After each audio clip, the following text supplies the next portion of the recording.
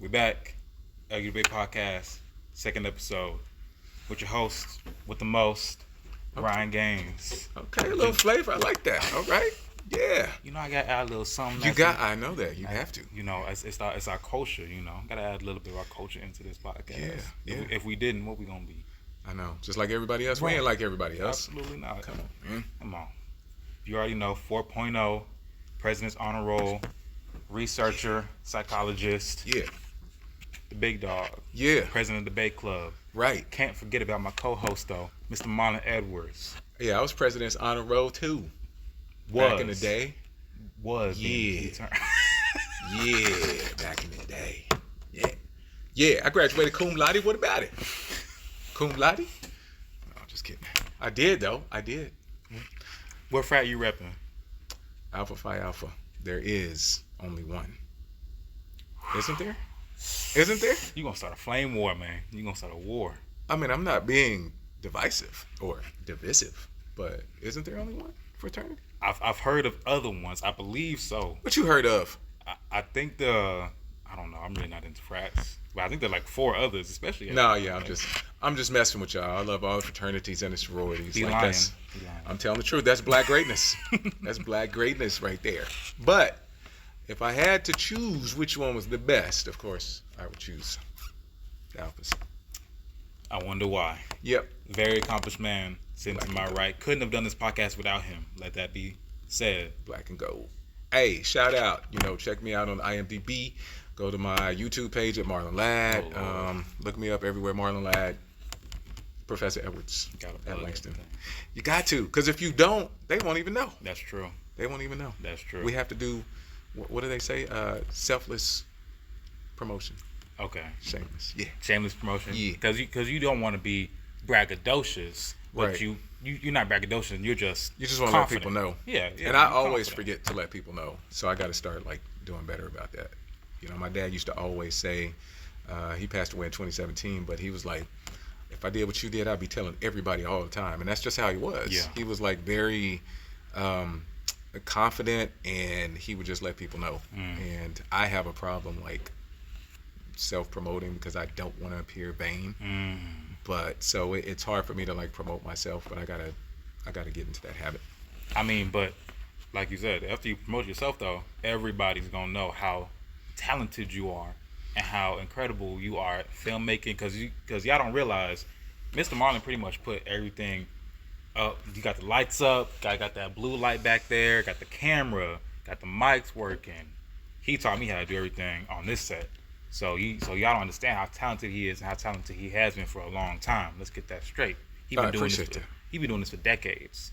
Yeah. It's not his first rodeo. No, it's not. I've been riding this bull for a while. Oh yeah. Yeah. We want people to recognize that. So go and promote whatever you're gonna promote, man. No, I'm done. I don't. Yeah, just what? You can Google me at Marlon Ladd, and whatever you see, whatever film you want to watch. A Dangerous Prey just came out. Got 2 more movies coming out this year, so just Google me and see what you like, if you like anything. And he a model too, so he does everything. He's teacher, model, filmmaker. He does everything. And a father and a husband. That's the real important stuff. It's the most important stuff. Yeah. You know what? Let's get into women and men. Talking about fathers, being husbands. We gonna talk a little bit about the WNBA today. Yeah. The NBA pay gaps. If you don't know, Caitlin Clark, very prominent woman basketball player, one of the most prominent, not just woman, but basketball player, period. Mm-hmm. She's been very active for years. Well, 2 years now in college. I think she's the most celebrated women's collegiate athlete, maybe men too, of all time. Oh, yeah, definitely. So it was in the news today, the contract that she just signed and how much it was for. So it was a 4-year deal for, I believe it was $338,000. Yeah. And, over 4 years, that might sound like a lot, but get this, for her first season, she's making $76,000 a year. To put that into perspective, the average NBA men's salary is $9 million a year.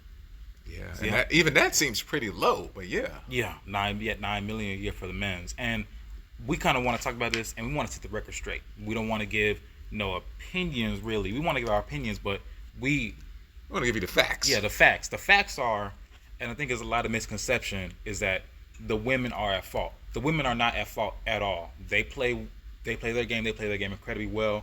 They're the best basketball players in the world.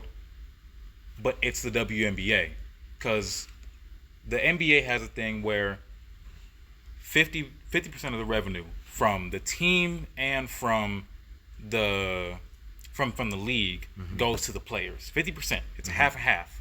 The WNBA only has about 20% of that, and that's not even just from the team in the league. That's from only the team. Yeah. So that's only T-shirt sales and merchandise, not including anything that the league does with the stadium and stuff like that. So only 20% of the team revenue goes to the players, which is ridiculous, absolutely ridiculous. Yeah, and I know there's a lot of other issues to kind of talk about with the pay disparity because, yeah, the NBA has been around for a lot longer. Yeah. They've built that brand, but they're all under the same umbrella now.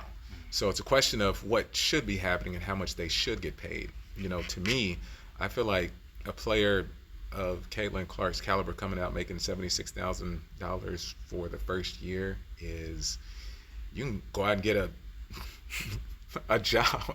It might not be doing something that you love, but you could probably make more money than that. Yeah. And the thing is, she's going to make more money on her sponsorships than she is like playing basketball. She's probably making already a couple million just with NIL deals. She's going to make, with her sponsorships, from what I read, she's going to be making $3 million already, which is good. But, hey, let's not forget about the salary.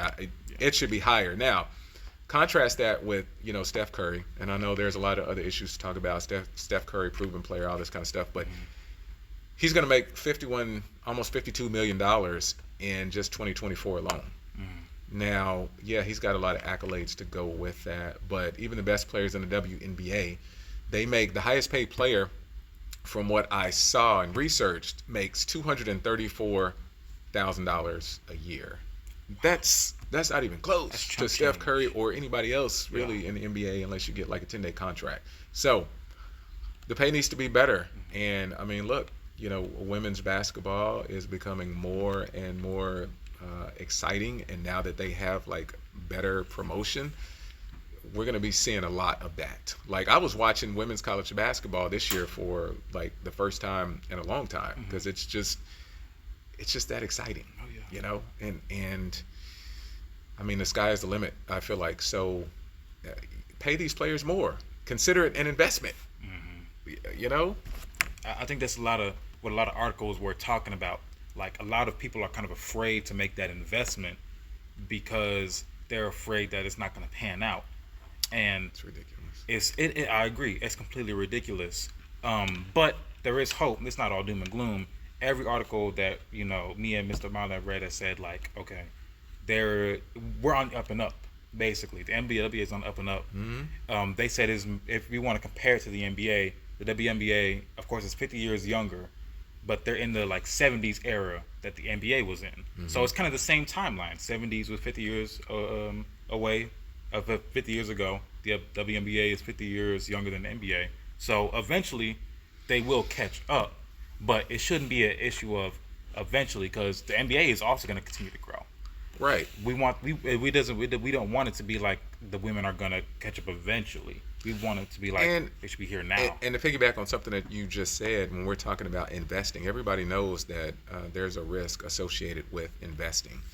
But to invest in the WNBA, like, I mean, that's almost like a guarantee. It's almost like if you're investing in the NBA and we have the NBA and the WNBA like under the same umbrella, like, the NBA ain't going nowhere. So therefore, neither is the WNBA. Yeah. Like, are women athletes just going to disappear off the planet? No, they're not. So, like, that's a safe investment. But when you invest your money, you know that there's risk involved, and there's very little risk in this, in my opinion. And the NBA could say, hey, you know what? We want like better quality players. We want more investment. We want more people to come and watch the WNBA. So we're going to just pay them more. We're going to take some of our billions and just pay these athletes more. Yeah, so they can actually get like flights to their games and adequate practice facilities. Yeah, man, come on. I kind of find it ridiculous that Ice Cube put out a bid for his 3-on-3. yeah, his 3-on-3 for Caitlin Clark. That was like $5 million. You couldn't have put that into the WNBA. You could, Yeah. you know, like it's kind of what we were talking about last episode, like that kind of selfishness, because that's kind of selfish. The WNBA is an established property that have thousands of women going in it, thousands of workers, but you chose to do your own thing, and it's probably gonna fail. Well, I feel like the investment should probably come from like more women. Because it's the same thing when you look at like African Americans in this country. Like we're always waiting on somebody else to invest in us when we should be doing it ourselves. That way you keep the power, right? And so there are people out there that could invest in the WNBA, Beyonce, Oprah, like Rihanna, and these are billionaires. You don't even have to invest that much money. Yeah. But you could invest and you could turn this thing into, something bigger than what it is. So, there is the argument that, the NBA should do this or men should do that or whatever the case may be. But I feel like it's going to take women to step up for women because only women understand those struggles, that pay disparity and things like that. So it shouldn't have to be like that. But unfortunately, in our society, it is right now. Well, let's shift a little bit Okay. to the NBA now. All right. We got to talk about playing.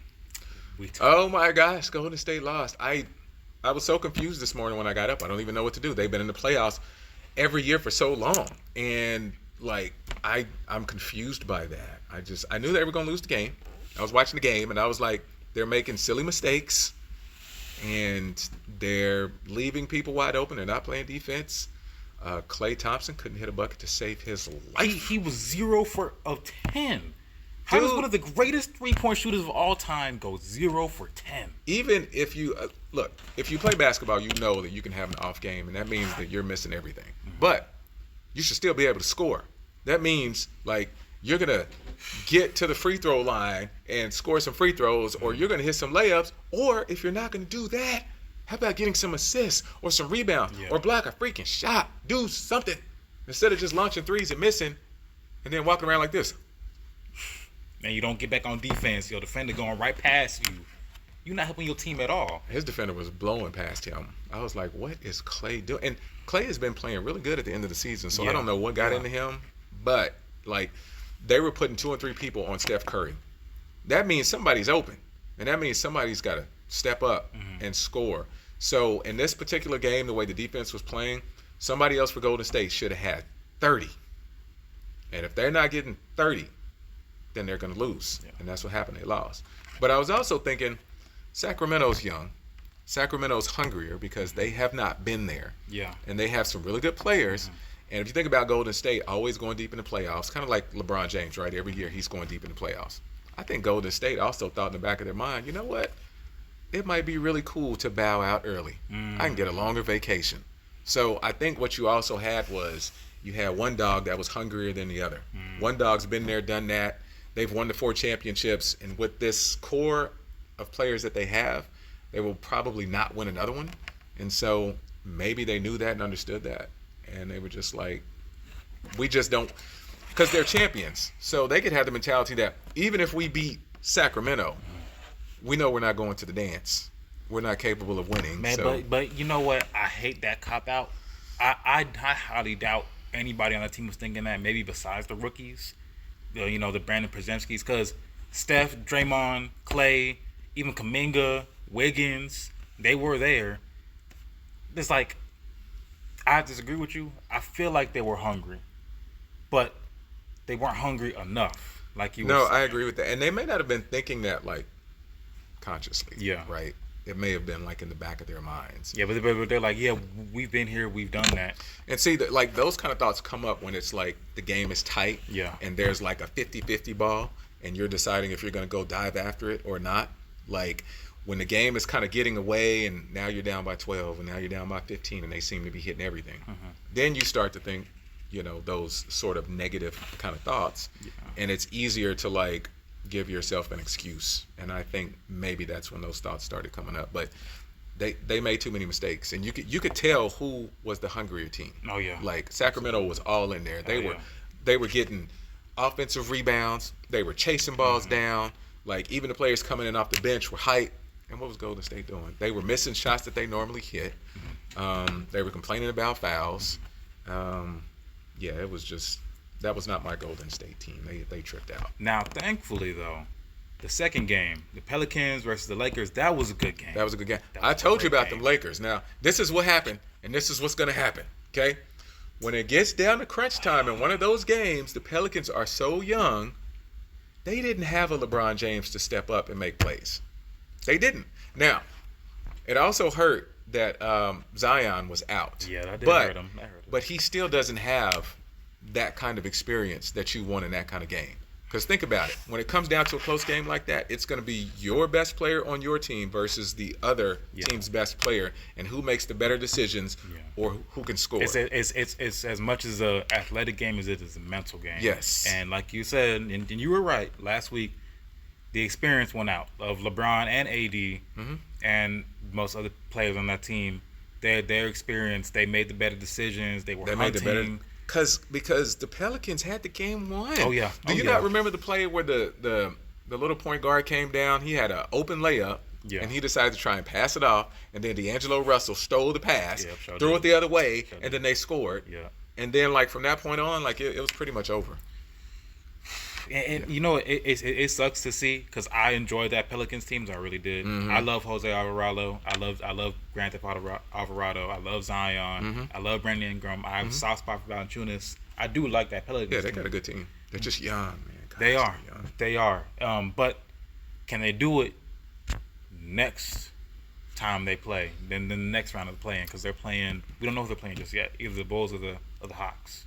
Yeah, so they're gonna have to play. Yeah, so they have to play Sacramento to decide like where they're gonna be situated. Yeah. But yeah, it's gonna be the same thing in the playoffs. It depends on like who they face, and most of the teams like have a lot more experience. And if you watched that game last night, McCullough was like nowhere to be found. I don't know what he was doing. He almost played worse than Klay Thompson. This dude was out there pump faking. This sucker was like drive, pump fake, twist. I'm still not gonna shoot. I'm still not gonna shoot it. Okay. But it didn't hurt that Brandon Ingram was just coming back from his injury as well. He was, and he didn't play very much. And you wonder why. You know, because he was forcing himself to play for the better of the team. May have been the wrong decision in the end. And then we don't know what's going on with Zion. They said he has a hamstring injury or something. Don't know if he's going to be back or not. But the way he walked off, I was confused. I was like, I've had a hamstring injury before. I've had like some serious hamstring injuries. And I remember one time, even though I had a hamstring injury, I still played in the championship game. I was like, I'm risking a tear.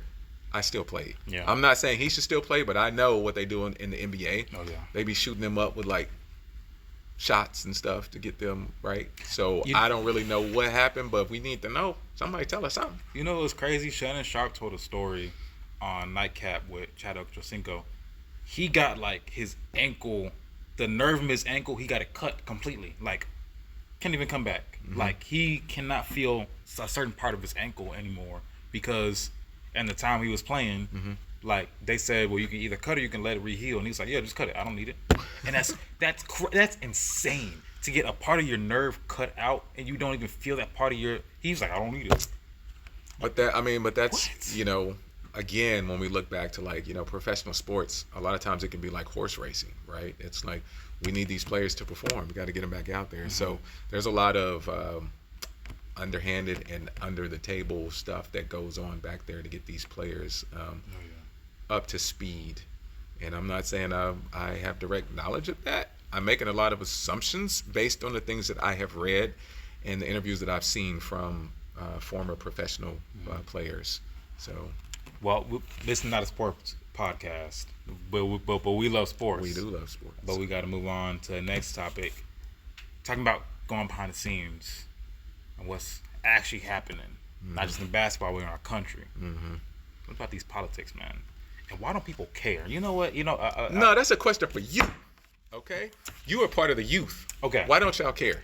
There was a professor who came up to me the other day, like a couple Mm-hmm. weeks ago, and he talked to me. And he was like, we were just talking about politics, and he was like, "When's the last time you talked with politics with your boys, with your family, Mm-hmm. with any of your friends, Mm-hmm. to yourself? When's the last time you watched it, read it?" Mm-hmm. And I was like, "Man, I couldn't tell him. Right. Probably had to span back to high school, being honest with you." Yeah. And I think because I was talking to him also, and I was like, "Dang, why don't I? Why don't we, as young people?"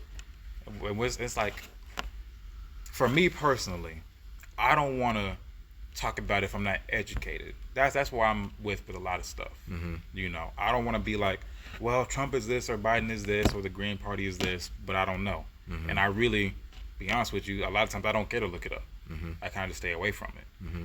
But you hear everybody tell you from day one of high school, when you get into those history classes, they're like, one vote. If you tell somebody else to vote, they tell somebody else to vote, yada yada yada. Mm-hmm. It trickles down, Mm-hmm. and that's a whole 1,000 people you could get to swing a vote potentially, especially if you're a minority, because that's who is voting the most. Not us, but old white people. Those who is voting the most. Well, okay, so this is a very sort of big conversation to have. I talk to my students about this because I feel like it's important. Young people have more voting power in this country than anybody else because there's more young people than anybody else. Like if you talk about people in this country that are 50 and older or 65 and older, and you compare that with the numbers of, people that are 18 to 24 or just even 18 to 30, right? Like the numbers aren't even close. Like there are more young people in this country than anybody else. But the problem is young people usually don't care because they don't feel like politics affects them because they don't see a direct link. And so they're like, and a lot of times, young people are more concerned about themselves, than anything else. And so that's understandable because it's like everything in your life usually has been about you, right? And it's about where you're going and what you're going to do in life and things like that. And so the world kind of revolves around you because everybody's looking out for you, right? And so when you kind of have that mentality, you don't really look outside yourself until you feel like you're ready to look outside yourself. But the thing is, these issues affect young people, and especially when it comes to like marginalized groups like minorities, including women. So we just saw what this country did with abortion rights, and it's like if young people were paying more attention and voted more, took more of an active approach to it and not looking at it like that's an adult problem, because it's like, especially once you're old enough to vote, it's your problem too. And it may not be something that directly affects you right now, but it will affect you, these issues that are going on. It's just like, you might not have a dog in the fight when it comes to abortion. Yeah. And then one day you get pregnant. And then it's like, oh, I can't get an abortion. And it's like, yeah. So I encourage people to just pay attention. And I don't mean get involved in it like 100% unless that's something that you want to do, because I know politics can be like very negative and just very divisive, but you have to pay attention to what's going on around you, because if you don't, then these things are going to happen under the radar. So like the big issues going on around the country, like read about that stuff and pay attention, and the more you read about it, then the more you can figure out like what I can do to make a change. And I think that's a great point. Like, we are the ones who are able to make the changes. There's, as I'm learning psychology now, literally older people struggle to make it changes. It's not because they're stubborn, it's because of their mind. Literally because they get older, they struggle to change their mindsets. It's and that's how you become like conservative, right? And it happens to everybody. Like, I'm more conservative about things now because like I'm older. You know what I mean? Like, I used to drive up and down the neighborhood streets with my music playing loud for everybody to hear. And now I'm like, who's doing that? Like I got kids. I'm like, hey, slow down in this neighborhood. You know, things like that, they change. And that's fine. But think about it from this perspective. Like, Biden is the president right now. and he's like 80 or 81 years old, right? He's an older white man. Yeah. Okay. Now, do you think if the majority of the young people in this country voted that we would have a grandpa as president? Oh no, no. Ain't no Absolutely not. nobody would be like, "Hey, yeah, I want that." No, Yeah, because you know that he probably doesn't have a lot in common with you, right? So, if you look at the numbers of who got out and voted, like you can see why we are where we are. So, like, we got to do better, man. Yeah. We got to do better. And we can't force others to change, but we have to force ourselves to go out there and make the change. Because Yeah, if you want change, are you willing to do something about it? Yeah. Or are you willing to just talk about it we and can't criticize about it? we can't sit here as young people and be like, well, the older people should change, or they should Right. change their mindsets. Some will, most won't. That's the key. That's the key thing here. Like Mr. Edwards is saying, we got to go out and we have to do it because we're the ones who still are able to more easily take in Affect that information. Yeah, take in information and learn more things and affect what's going on. Because we're going to be the next presidents, and they always say that at school. You're going to be the next presidents, and yeah, but it's true. You know what I mean? Like, especially when you get into college, you see how much these professors kind of are putting on you, not because they want to be hard on you, but because they know you're going to be the next professors. Right. You're Like, y'all gonna- are the next generation. Yeah. And that's a big deal. Like, y'all are going to have power and control, and like, we want to make sure that that we give you as much knowledge as we can to be able to navigate through that. All right, let me check this thing and see if it's still running. Little This thing may have tripped Yeah. out. little intermission, y'all. See, the thing went off, and I don't even know when it went off. Nah, that's unfortunate. Okay.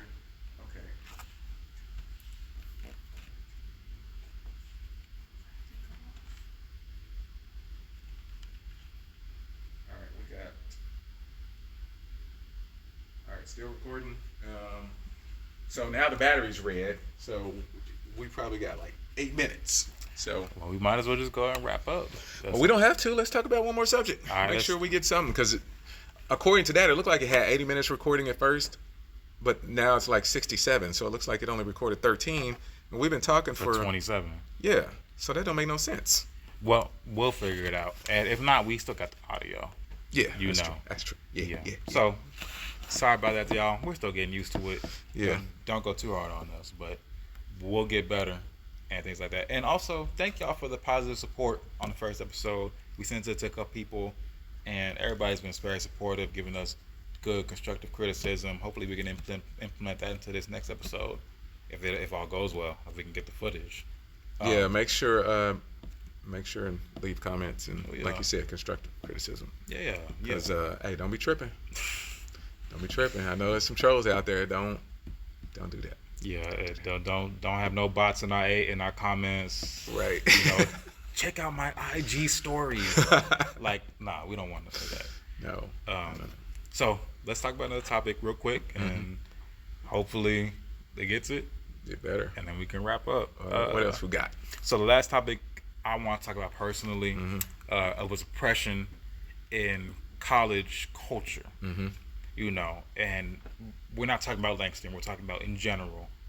I think personally, from what I've experienced, there's a lot of, in different colleges, from different friends, there's a lot of times where you divide up into these cliques and in these different groups, and that's natural, right? You can have your clubs, your extracurriculars, your fraternities, sororities, yada yada yada, but it really does leave a lot of students in the dust sometimes. That If you don't belong to those more popular organizations. right, and it is, we don't give a voice to those students who don't do that, and who don't, like, are shy, and like who kind of struggle to go out and assert themselves, not because they're not capable, but because they haven't gotten to that level yet. Right. Yeah.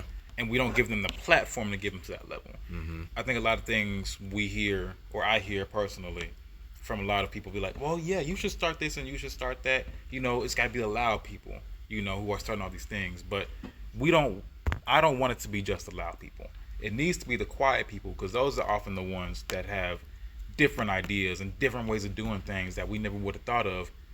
The only reason we haven't heard of it because they haven't spoken up, and we haven't given them that chance to speak up. And culture is a part of that. A lot of times, college cultures will just like we were talking about. They just put them to the wayside and just forget about them. It's like a hierarchy. You know, if you're loud and you're smart, then people already know you. You know, and things like that. But if you're kind of like, if you don't have if you don't have the grades, not saying you're not as smart, you could be even smarter than somebody who has a 4.0 just using just using just maybe you don't make the same type of grades, right? Yeah, but you're intelligent. but you're still putting in the work, Yeah. But nobody recognizes it. So I think that's an issue with a lot of campus cultures everywhere. So I look at my high school, and the high school that I went to. Like, we had the 4 major sports. Like, we had track and field, we had baseball, basketball, and football. And baseball wasn't even that popular. So at our school, it was like football or basketball. And basketball was really the most popular one. And it's like, if you didn't belong to one of those, then you were considered like not an athlete. But one of my neighbors that graduated, when he went to college, he ended up picking up racquetball. And he became like he was like ranked second in the state from playing racquetball. And see, he had all that ability, but that was just not something that was offered at my school. Yeah. Neither was tennis. So it's like we have these sort of these organizations that we think are great, but it's like if people don't fit into those, they can become invisible. Because at our school, like, he wasn't invisible, but there was no other avenue for him to be as well known as some of us that were athletes. Because it was like athlete or the band, right? And those were like the most popular things. And so we should have and provide like more avenues for people to like really express themselves, to see that magic come out, because everybody's not going to fit into one of those boxes. Yeah, it's really hard to, like you said, it's really hard to see what avenues you want to pour into, you know, because how do you know what to make if you don't know what's the audience? Like, for example, if you want to make a hiking club, right? Especially if you go to HBCU, who's going to want to be joining a hiking club? You know what I mean? Yeah. But still, you still have to, like, there are people who are going to want to join it, but are too afraid to speak up because it's the culture. That's like, you know, black people don't hike. Right. But that's why I love groups. There's a group literally called Black People Who Hike, who help black people who are like, yeah, you know, it's kind of a stigma. They're like, yeah, let's go out and hike because we're black, and let's do it, something that we don't usually enjoy in our culture, or we don't really respect or see in our culture. I think, man, these days there's like groups for anything that you want to do. It's just about like trying to find them. So, you know, you might not have anything like that at your school, but I guarantee you there's going to be some kind of Facebook group or some other kind of group. You just have to kind of figure out what you might want to do or that you think you're interested in, and like, you know, you got to do the work. Like, you got to go looking for it. Yeah. I mean, sometimes we'll have mentors that come in our lives and they expose you to certain things. Then you're like, oh, I like that.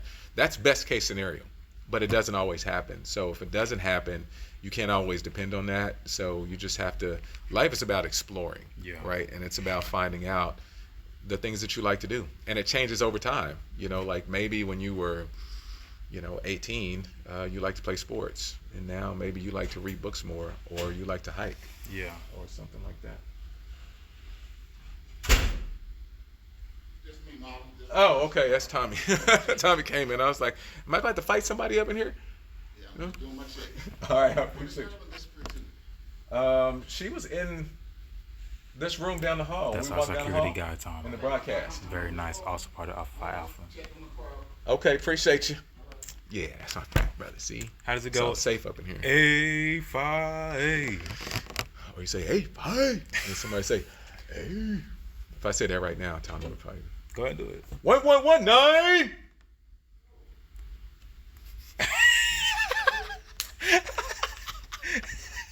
See what I'm saying?